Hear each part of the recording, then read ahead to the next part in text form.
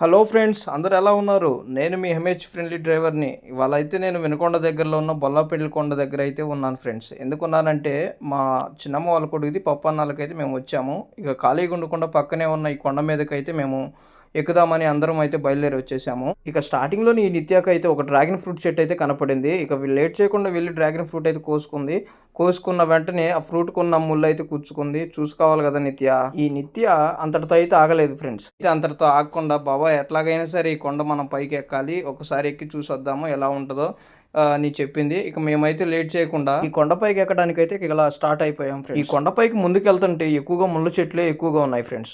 So ముళ్ళ చెట్లు ఎక్కువగా ఉన్నాయిరా బాబా, ఇటు కాదు వేరే రూట్ ఉంటుందని ఈ రూబీ గడి చెప్తే, కాదు బాబాయ్ అడ్వెంచర్స్ చేయాలి, ఎట్లాగైనా మనం కొండ ఎక్కాలి, రూట్ నాకు తెలుసు బాబాయ్, అటొద్దు ఈ మొలల్లో ఉండే పైకి ఎక్కుదాము బాగుంటుంది అని చెప్పాడు వీడు. ఈ రోజుల్లో పిల్లకాయలు చెప్తే అసలు అయితే వినరు. ఇంకేం చేస్తాం, రారా రూబీ, అంతేనా? ఎట్లా ఉంది అడ్వెంచరు? ముళ్ళు గుచ్చుకుంటుంది కదా, చూసుకో.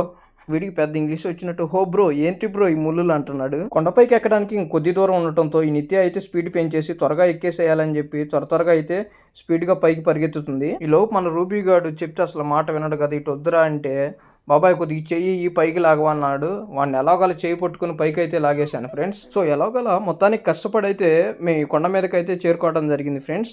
సో ఈ కొండ మీద నుంచి మన బొల్లాపల్లి గ్రామం అయితే ఎలా ఉందో నేనైతే మీ అందరికి చూపిస్తాను, ఒకసారి రండి ఫ్రెండ్స్. ఈ కొండపైకి ఎక్కిన వెంటనే స్టార్టింగ్లో చర్చి అయితే మాకు కనిపించింది ఫ్రెండ్స్.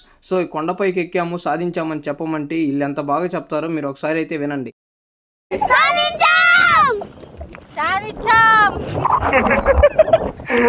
సో ఫైనల్గా కొండపై నుంచి చూస్తే మన బొల్లాపల్లి గ్రామం పచ్చని పొలాలు, పచ్చని చెట్లతో ఊరంతా పచ్చగా కనిపిస్తుంది. చుట్టుపక్కల కొండల వాతావరణంతో అయితే చాలా చక్కగా ఉంది ఫ్రెండ్స్. ఈ బొల్లాపల్లి గ్రామం మీకు ఎలా ఉందో కామెంట్ సెక్షన్లో కామెంట్ చేయండి. తప్పకుండా మన ఛానల్ అయితే లైక్ చేసి సబ్స్క్రైబ్ చేయండి friends. Thank you, bye bye.